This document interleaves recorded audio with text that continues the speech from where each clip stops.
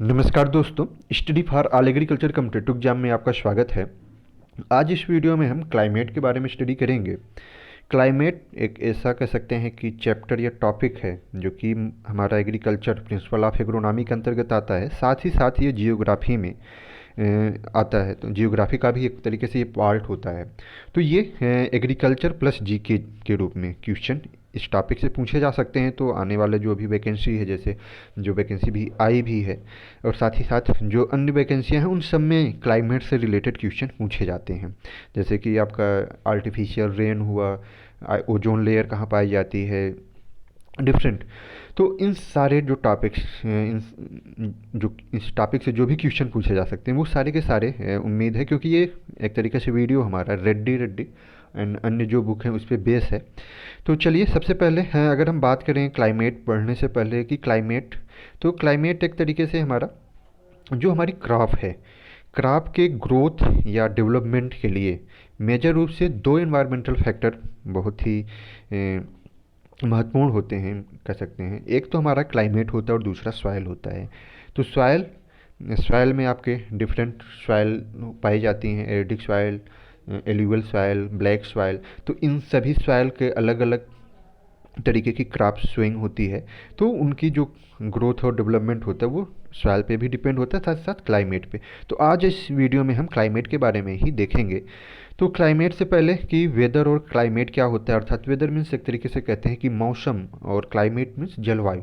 तो जलवायु और मौसम में क्या अंतर होता है, कभी कभी इंटरव्यू में भी पूछा जाता है। और साधारण से मुझे उम्मीद है कि आप सभी को इसके बारे में जानकारी होगी, बट थोड़ा सा वीडियो स्टार्ट करने से पहले इसको हम देख लेते हैं कि वेदर तो a state is a state और condition of atmospheric at given place and given time. अर्थात कह सकते हैं कि एक किसी भी स्थान के एक जो कोई भी स्थान है और उस अल्पकालिक समय में, या एक तरीके से कह सकते हैं कि गिवन टाइम, जो एटमॉस्फेरिक या कहेंगे कि तापक्रम, आर्द्रता, वायुदाब, वर्षा, ये सारे जो फैक्टर्स हैं जो एटमॉस्फेयर के अंतर्गत आएंगे, उनकी जो कंडीशन है वो मौसम। अर्थात मौसम हम कहेंगे कि एक दिन में पल भर में मौसम में चेंजेज होता रहता है। कभी बारिश हो गई, कभी धूप निकल आई। एंड दूसरा जो होता है क्लाइमेट, तो क्लाइमेट कहेंगे कि एक स्थान की, कोई भी एक स्थान है या कोई भी एक एरिया, उस एरिया में जो एक लंबे समय तक वेदर की कंडीशन पाई जाती है, तो ये लॉन्गर पीरियड होता है। कह सकते हैं कि climate is a generalize weather or, कहेंगे समेसन ऑफ वेदर कंडीशन। ये हमारा समेसन होता है, अर्थात जो वेदर कंडीशन किसी एरिया में एक लंबे समय तक, लॉन्ग टाइम तक, कहेंगे कि लॉन्गर पीरियड तक पाई जा रही है, उसका जो समेसन है वो क्लाइमेट या जलवायु के अंतर्गत आता है। तो सिंपल सा है, कभी कभी इंटरव्यू में पूछा जाता है कि भाई क्लाइमेट और वेदर में क्या डिफरेंस है। नेक्स्ट वन है मेट्रोलॉजी। तो एग्रीकल्चर मेट्रोलॉजी या मेट्रोलॉजी, तो मेट्रोलॉजी या जलवायु विज्ञान जिसे हम कह सकते हैं, या मौसम विज्ञान हम कहते हैं। तो मेट्रोलॉजी कहेंगे कि science that deals with law and principle as they apply to atmospheric phenomena. तो मेट्रोलॉजी जो है वो हमारा ग्रीक वर्ड है, मे भी चांसेस कि ये पूछा जाए। और एक तरीके से मौसम ऑलरेडी यूपीपीसीएस में कहीं पूछा भी गया है कि ये एक तरीके से कहाँ से। तो ग्रीक वर्ड कहेंगे कि हमारा मेट्रोलॉजी ग्रीक वर्ड, और ये किससे बना हुआ है, मेट्रोलॉजिका। हमारा ग्रीक वर्ड और ये किससे बना हुआ है, मेट्रोलॉजिका से बना हुआ है, जिसको हम कहेंगे कि डिस्करेज द थिंग एबव, अर्थात इसकी लिटरल मीनिंग। तो मेट्रोलॉजिका से अगर पूछा जाए, साथ ही साथ कुछ और महत्वपूर्ण टॉपिक हैं जैसे गैलीलियो। तो थर्मामीटर की खोज किसने की, तो गैलीलियो ने किया 1593 में।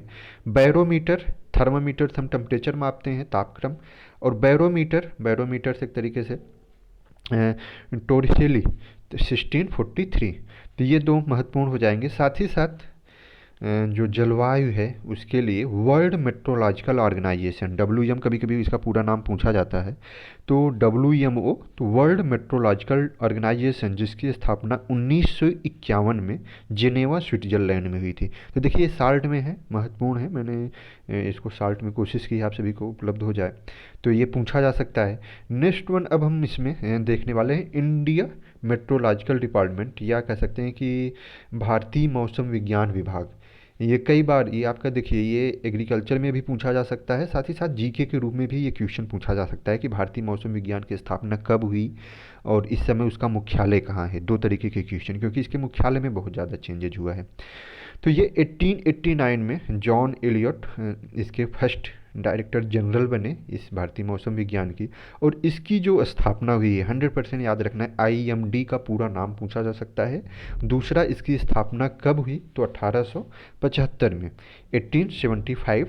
एंड इसका जो हेडक्वार्टर था उस समय जब इसकी स्थापना हुई तो वो कलकत्ता, उसकी हेडक्वार्टर कहाँ था, कलकत्ता था। बट कह सकते हैं कि ये शिफ्ट हो गया शिमला में 1905 में। 1905 में इसका हेडक्वार्टर शिफ्ट किया गया शिमला में, फिर 1928 में पुणे में, एंड फाइनली ये दिल्ली में। तो वर्तमान में अगर पूछा जाए कि at present the IMD headquarter, तो वो 1944 में दिल्ली में शिफ्ट हो गया है। तो प्रेजेंट में कहाँ है, दिल्ली में। अगर इस तरीके से पूछा जाता है प्रेजेंट में कहाँ है तो वो दिल्ली बताएंगे।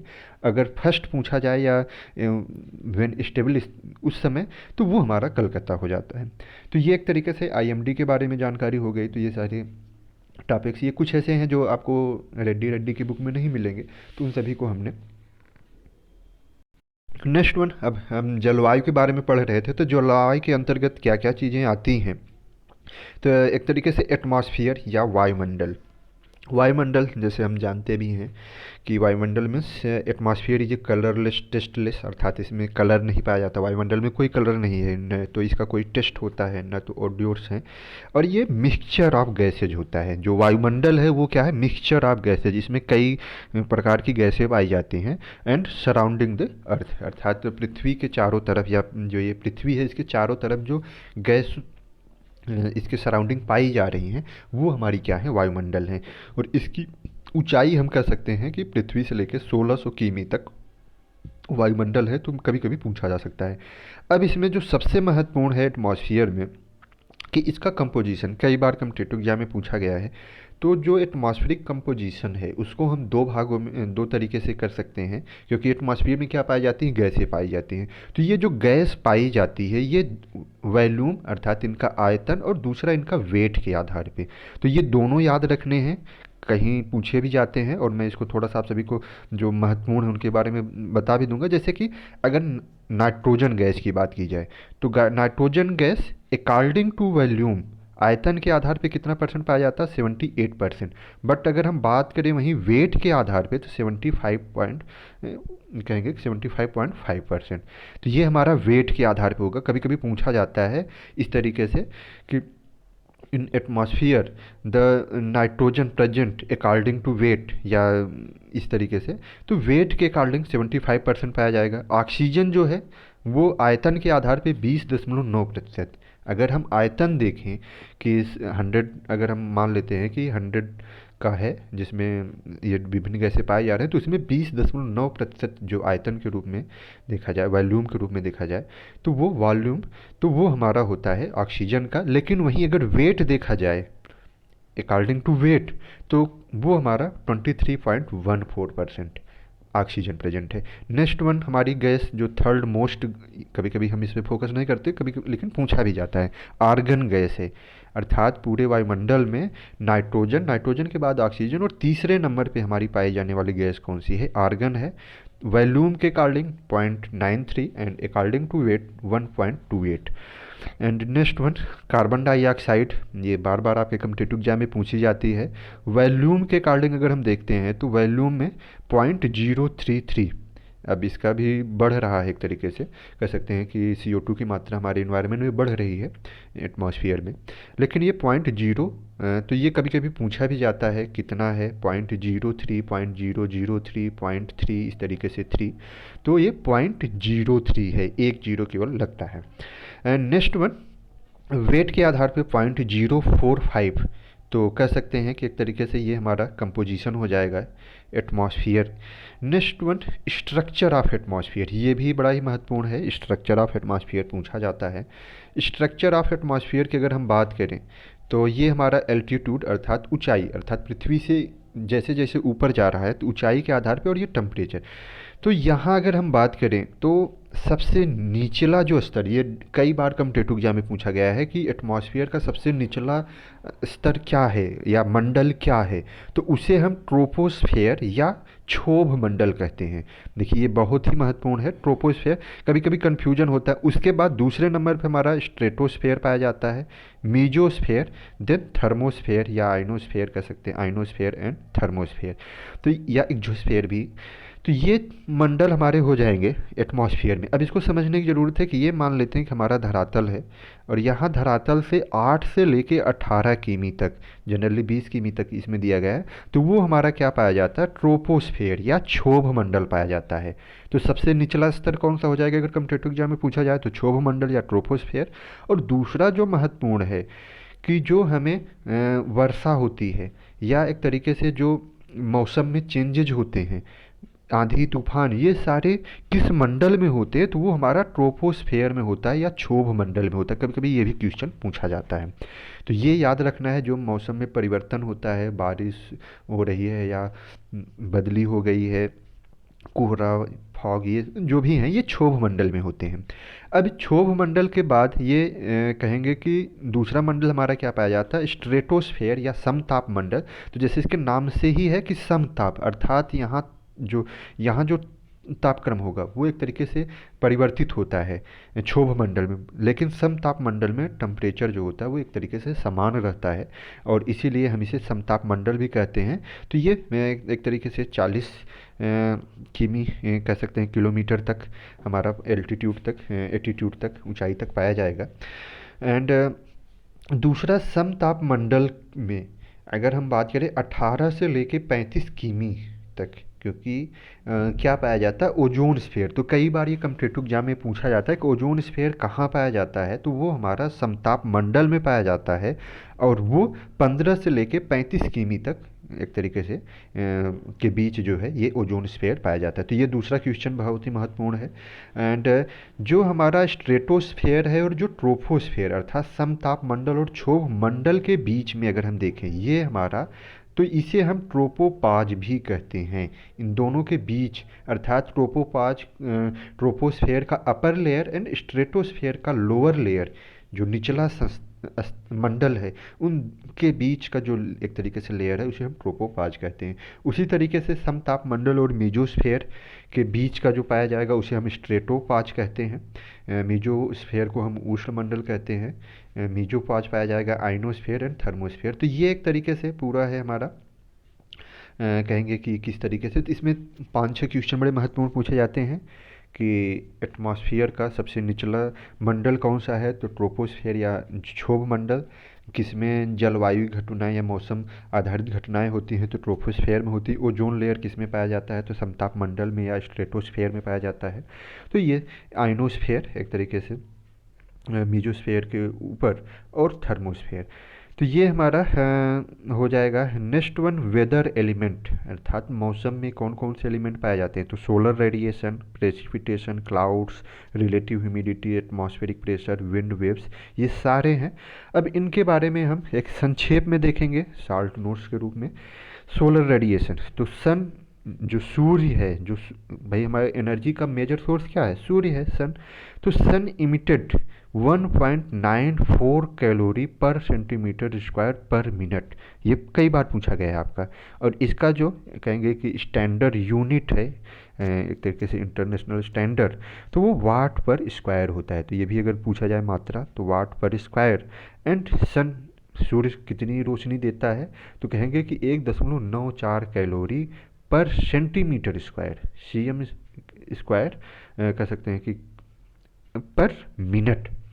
एंड दूसरा एक यूनिट है लक्स, तो ये भी कभी कभी पूछा जाता है, देखिए जीके के रूप में। Lux is the oldest unit to measure the use to measuring intensity of solar radiation, अर्थात हम सोलर रेडिएशन की इंटेंसिटी, तीव्रता, ये याद रखना, इंटेंसिटी जो है सोलर रेडिएशन की वो मेजर की जाती है किसके द्वारा, लक्स के द्वारा।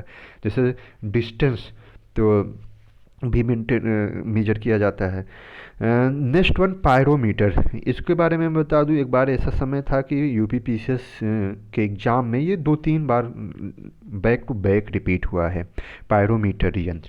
तो pyrometer instrument use to measure total incoming radiation. सूर्य से जो total incoming radiation, total radiation आ रही है, उसको मेजर करने का काम कहेंगे कि पायरोमीटर के द्वारा किया जाता है। और मैंने बताया कि कई बार ये बैक टू बैक यूपीपीसीएस जैसे एग्ज़ाम में पूछा गया था, lower PCS upper PCS. Next one है, ये कुछ जीके के रूप में इसरो। अब भाई एटमॉस्फेयर या क्लाइमेट की बात चल रही है, तो हमारा ISRO, Indian space research organisation, ये कहाँ है? बेंगलोर। अब बेंगलोर कहाँ स्थित है, ये आप सभी को इसका कमेंट करके आंसर दीजिएगा। और इसरो की स्थापना 15 अगस्त 1969 में हुई थी। तो इसरो, इसका पूरा नाम भारतीय अंतरिक्ष अनुसंधान केंद्र, याद रखना की ज़रूरत है। नेक्स्ट वन नासा है, अमेरिका में, आप सभी सुनते होंगे। 1958 में इसकी स्थापना हुई थी, national aeronautics space administration, NASA. तो ये सभी महत्वपूर्ण हो जाएंगे। अब कुछ मेजरमेंट यूनिट्स हैं, जैसे हम टेम्परेचर को किसके द्वारा मापते हैं? तो थर्मामीटर के द्वारा मापते हैं। एटमॉस्फेरिक प्रेशर को हम किसके द्वारा मापते हैं? तो बैरोग्राफ या एंड्रॉइड्स बैरोमीटर, याद रखना है। बैरोमीटर में तेज़ी से गिरावट आने पे ये माना जाता है कि आंधी तूफान आने की संभावना है, कभी कभी ये भी क्वेश्चन पूछा गया है। Next one wind velocity. तो विंड वेलोसिटी को हम एनीमोमीटर के द्वारा मेजर करते हैं। रिलेटिव ह्यूमिडिटी है, अगर रिलेटिव ह्यूमिडिटी को मेजर करना है तो साइक्रोमीटर या हाइग्रोमीटर, याद रखने की ज़रूरत है इसको। साइक्रोमीटर या हाइग्रोमीटर के द्वारा हम इसको मेजर करते हैं। Next one amount of rainfall, अर्थात वर्षा हो रही तो उसकी मात्रा को हम कैसे मेजर कर सकते हैं? तो वो रेन गेज के द्वारा, रेन गेज जिसके द्वारा हम अमाउंट ऑफ रेनफॉल जो है वो मेजर करते हैं। तो ये कुछ एक तरीके से इंस्ट्रूमेंट हैं जो कि काफ़ी महत्वपूर्ण हैं। ऑलरेडी मैंने बता ही दिया है, थर्मामीटर, गैलीलियो। मानसून, तो मानसून में अगर हम देखें तो मानसून शब्द जो है एक तरीके से अरब ने सबसे पहले यूज किया था। ये एक बार पूछा भी गया है, यूपीपीसीएस में भी पूछा गया है। देखिए ये दो दृष्टिकोण से मैं इसको ये जीके के रूप में भी महत्वपूर्ण है, मैंने बताया कि क्योंकि जियोग्राफी का पार्ट है। और एग्रीकल्चर में प्रिंसिपल ऑफ एग्रोनॉमी अगर आप देखेंगे तो ये महत्वपूर्ण उसमें भी आता है। Next one south west monsoon, ये डायरेक्ट क्वेश्चन पूछा जाता है। भारत में सबसे ज़्यादा वर्षा किस मानसून के द्वारा होती है? तो अब अगर हम बात करें तो ये एक तरीके से हमारा एक सिंपल सा मैं कोशिश कर रहा हूँ। ये देखिए अभी इसमें सिंपल सा बन तो नहीं पा रहा है। एक मिनट जस्ट, फिगर के माध्यम से अगर हम इंडिया के फिगर के माध्यम से देखें तो ये हमारी कोशिश है। तो ये हमारा साउथ इंडिया, ये नॉर्थ इंडिया, जम्मू कश्मीर। तो जो हमारा मैक्सिमम बारिश होती है, ये नॉर्थ है, ये साउथ है, ये ईस्ट है और ये वेस्ट है। तो ये हमारा साउथ वेस्ट, अर्थात मैक्सिमम ये केरला है। सबसे पहले जून के फर्स्ट वीक में जो है, जून के फर्स्ट वीक में कहाँ? ये केरल में एक तरीके से हमारा बारिश जो होता है, कहेंगे कि रेनफॉल स्टार्ट हो जाता है। तो ये मैक्सिमम हमें जो रेनफॉल प्राप्त होता है वो इस मानसून के द्वारा, साउथ वेस्ट मानसून 85%। और ये जनरली जुलाई अगस्त में हम कहें, अगर जून से लेके अगस्त सितंबर तक 85% जो रेनफॉल है वो साउथ वेस्ट मानसून का। दूसरा जो है वो नॉर्थ ईस्ट मानसून है। नॉर्थ ईस्ट मानसून अर्थात ये अक्टूबर में वर्षा होती है। नॉर्थ ईस्ट मानसून से वर्षा कब होती है? अक्टूबर में जनरली होती है। और कहाँ होती है ये भी पूछा जाता है। तो आंध्र प्रदेश एंड तमिलनाडु रीजन कह सकते हैं, जो Tamil Nadu region, majorly Tamil Nadu region में इसे हम लौटते हुए मानसून की संज्ञा भी कहते हैं, लौटते हुए मानसून। तो तमिलनाडु में, तो ये मेजर्स हमारे हो जाएंगे मानसून के बारे में जो पूछा जा सकता है। सीजन सबको मालूम है, खरीफ, रबी, जायद, 3 तरीके के सीजन पाए जाते हैं। नेक्स्ट वन साइक्लोन है। साइक्लोन ये काफ़ी महत्वपूर्ण है। साइक्लोन के नाम, जैसे साइक्लोन मीन्स चक्रवात, भारत में चक्रवात आते रहते हैं, तो इनके अलग अलग नाम हैं। ये जो चक्रवात होता है, देखिए मैं बहुत ज़्यादा इस पर डीपली डिस्कस नहीं कर रहा हूँ, लेकिन ये कॉमन नेम है, पूछे जाते हैं। जैसे विली विली, तो विली विली साइक्लोन को ही ऑस्ट्रेलिया में विली विली कहते हैं। उसी तरीके से इंडिया में साइक्लोन ही कहते हैं। टाइफून जापान हुआ, चाइना, तो उस रीजन में एक तरीके से साइक्लोन का जो कॉमन नेम है वो क्या कहा जाता है, टाइफून कहा जाता है। और अमेरिका में, नॉर्थ अमेरिका एक तरीके से, वहाँ हम उसे क्या कहते हैं, हरिकेन। साइक्लोन का ही ये नाम है, सिनोनिम्स कह सकते हैं एक तरीके से। तो ये याद रखना है, willy willy, cyclone, typhoon and hurricane. कई बार ये कॉम्पिटिटिव एग्जाम में आपके पूछा भी गया है। नेक्स्ट वन हम बात करें अगर, तो आर्टिफिशियल रेन। आर्टिफिशियल रेन, देखिए मैंने इसमें कोशिश ये की है कि एक तरीके से वन लाइनर या कुछ बेसिक जो स्टार्ट में काफ़ी कुछ महत्वपूर्ण क्वेश्चन जो पूछे जा सकते हैं। हालांकि अगर इसको एक तरीके से बेसिक रूप से बताया जाता है तो पहले की रिलेटिव ह्यूमिडिटी होती क्या है, टेम्परेचर, इन सब के बारे में, लेकिन मेरी कोशिश बस एक साल्ट में। Next one artificial rain. तो आर्टिफिशियल रेन में अगर हम बात करते हैं तो आर्टिफिशियल रेन दो तरीके से, या तो ड्राई आइस, या कह सकते हैं कि ड्राई आइस ऑफ CO2 अगर हम करते हैं, या सिल्वर आयोडाइड, सिल्वर आयोडाइड के द्वारा भी CO2, ड्राई आइस CO2, या हम कह सकते हैं कि इसमें थोड़ा सा मिसप्रिंट है, कह सकते हैं कि या सिल्वर आयोडाइड, इनके माध्यम से हम आर्टिफिशियल रेन जो है वो करा सकते हैं। तो ये भी अब कहीं कहीं होता है कि जब बारिश नहीं होती तो आर्टिफिशियल रेन की तरफ हम बढ़ रहे हैं, बट ये कभी कभी होता है कि सक्सेस नहीं होता। हम जिस एरिया में चाह रहे हैं आर्टिफिशियल रेन, वहाँ उस एरिया में नहीं होती है आर्टिफिशियल रेन। तो ये भी एक तरीके से समस्याएं आ जाती हैं। और दूसरा जो है silver iodide. And next one अगर हम बात करें, 15 एग्रो क्लाइमेटिक जोन है इंडिया में अकॉर्डिंग टू प्लानिंग कमीशन। अच्छा, इसके अलावा एग्रो इकोलॉजिकल जोन कोई बता, आप सभी इसका भी आंसर कमेंट बॉक्स में दीजिएगा कि इंडिया में कितने एग्रो कहेंगे कि इकोलॉजिकल जोन है। हमने climatic zone, agro climatic zone की बात तो कर ही दी, बट इसके बारे में। तो ये एक तरीके से है हमारा साल्ट में क्लाइमेट के बारे में था। ये रेड्डी रेड्डी बुक का एक तरीके से कह सकते हैं कि संक्षेप है, या अदर जो बुक, मेजर बुक हो सकते हैं, उनके साल्ट में हमने इसके बारे में कवर करने की कोशिश की है। तो उम्मीद है आप सभी को ये लाभदायक होगा। साथ ही साथ इसके जो PDF हैं, PDF ऑलरेडी मैं इसको आप सभी को जो ग्रुप है उसमें मैं कोशिश करूँगा कि जो भी ग्रुप देखते हैं वो उस ग्रुप में इस PDF को भी शेयर कर दें, जिससे आप सभी को ये PDF भी उपलब्ध हो जाए।